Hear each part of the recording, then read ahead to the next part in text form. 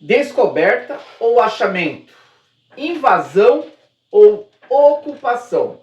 Na aula de hoje de História, nós vamos falar sobre a formação das estruturas coloniais, né? A chegada dos europeus na América foi um momento muito importante da história e também complexa para se entender, né? No qual a gente vai ter ali um choque cultural, social, religioso com os povos ameríndios, tá? Esse acontecimento foi marcado por um expressivo número de extermínio de comunidades indígenas, quase nunca visto na história. Tá? O domínio militar, político e religioso foi predominante para a expansão territorial ao longo do século XVI, tá? Por Portugal e Espanha. Agora vamos falar sobre o pioneirismo de Portugal e da Espanha na expansão marítima. Não foi por acaso que essas duas nações elas tiveram domínio, né, na questão da expansão marítima. Quais foram os motivos que levaram a isso? Então, primeiramente, né, a questão geográfica contribuiu bastante com essas duas nações, porque as rotas do Mediterrâneo e do Atlântico, tá, passavam pelo litoral dessas nações, tá? Contribuindo também, a questão é que eles tinham uma maior arrecadação, né? A organização política deles estava bem centralizadas, isso viabilizava, através de tributos, né? Muitos recursos que foram canalizados para o investimento, né? Das navegações, a expansão marítima, tá?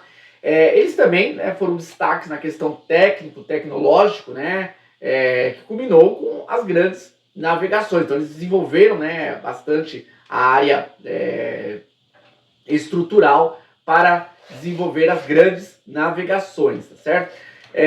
Também no campo da cartografia, né, a elaboração dos portulanos, que seriam isso? Eram mapas, né, com os nomes de portos, e o uso do astrolábio e do quadrante possibilitou os navegadores se orientarem melhor. Então, você percebe que eles possuíam, né, ferramentas adequadas, né, avançadas naquela época para esse tipo, tá, de atividade. Tá?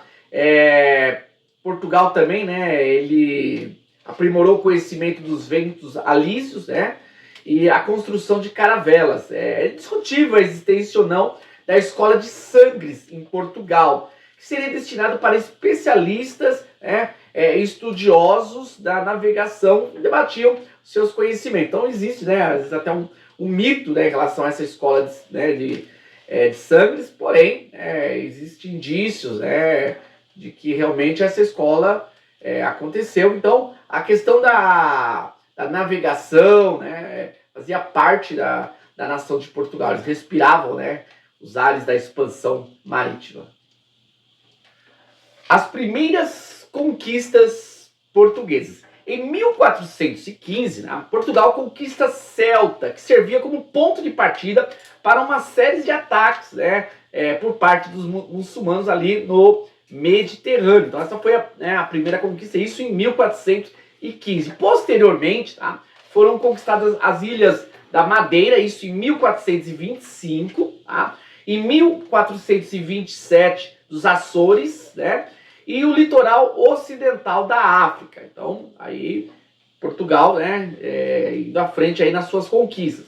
Após vencer, né, o desafio de transpor o Cabo de Bojador, em 1434, Portugal desenvolveu muitas benfeitorias em Guiné, isso em 1453, Cabo Verde e São Tomé, em 1471. Então, né, trouxe aí esses benefícios. Né?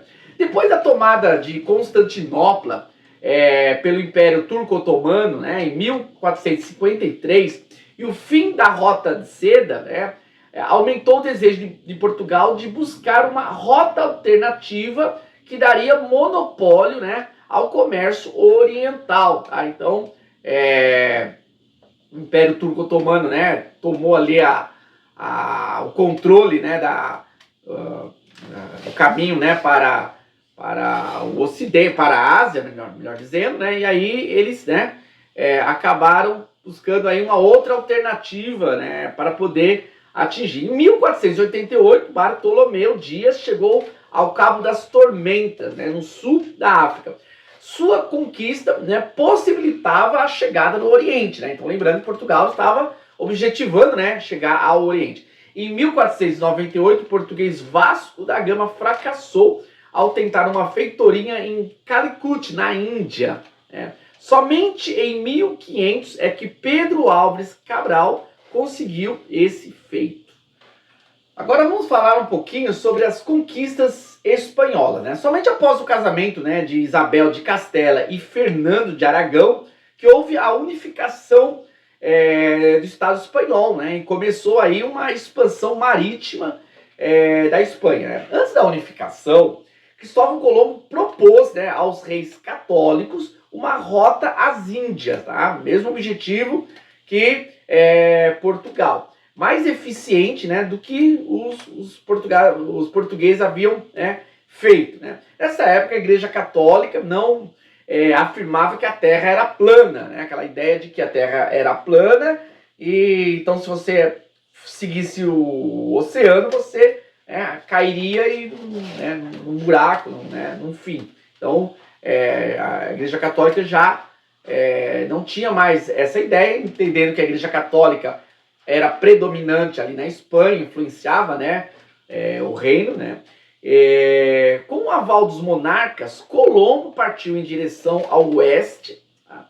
E depois de um mês de viagem, eles chegaram à América, pensando ter chegado às Índias. Então erraram a rota, né, com o objetivo de ir para a Índia, eles acabaram errando a rota. Difícil até explicar, né, como que aconteceu isso, mas é o que está registrado na história.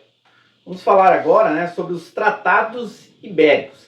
Após a descoberta de Colombo, né, que havia descoberto um continente, em 1492, acirrou a disputa entre Portugal e Espanha, né? Em 1480, voltando um pouco, né, foi realizado o Tratado de Toledo, né, entre os reinos ibéricos. Tá? Nesse tratado, os espanhóis tinham assegurado as explorações das terras ao norte das Ilhas Canárias e os portugueses as terras do sul, o que garantia a rota para o Oriente, contornando a África, né? Entretanto, esse acordo teve que ser redefinido, né? Como a legitimação da exploração dependia da tradição canônica medieval, tá? Que concedia ao Papa a jurisdição do universo do mundo, né? Universal sobre o mundo. Então, é o Papa que determinava, né? Através das da sua bula, né? Então, em 1493, tá? O Papa Alexandre VI elaborou a bula intercoetera, né? No qual fez uma divisão que favorecia a Espanha. Isso por quê? Porque o rei apoiava, né, a rainha Isabel de Castela, tá? Portugal não concordou, né? Houve aí um conflito, ameaçou guerra, né? Se caso não fosse refeito, né, esse acordo, esse tratado, né? Nesse caso, em 1994, né, um ano depois, a bula foi revogada e foi estabelecido o Tratado de Tordesilhas. Dessa forma, Portugal acabou, né, tendo mais espaço no Atlântico, que era o seu interesse, o seu desejo, né, para realizar suas navegações. E com isso, né, eles conseguiram chegar ao território que depois seria o Brasil. Terra à vista, Cabral e o Brasil. Em 1498, né, Vasco da Gama havia alcançado as Índias e Portugal passa a dominar o Oriente. Logo após a volta, né, de Vasco da Gama, o rei de Portugal, Dom Manuel, envia outra expedição com o intuito de assegurar o monopólio do comércio das especiarias. Então, vamos ali consolidar, né, a área, a região. Em 1500, né, sob o comando de Pedro Álvares Cabral, parte, né, uma frota de Portugal rumo à Índia, né? Entretanto, desviando mais uma vez para o oeste, acabou atingindo um trecho de terra que ficou denominado de Terra de Vera Cruz, né? Que seria isso? Que hoje seria Porto Seguro, Bahia. Pessoal, essa é a parte 1, do capítulo que trata sobre a formação das estruturas coloniais, certo? Na sequência, a gente vai falar sobre os povos indígenas na América, como que era a vida antes, né, da chegada dos europeus. Então, tem bastante conteúdo importante para você que quer aprofundar, continuar esse conhecimento. Então, na descrição nós vamos deixar o link, né, do capítulo posterior, né, do vídeo posterior que vai dar continuidade a esse conteúdo. Obrigado!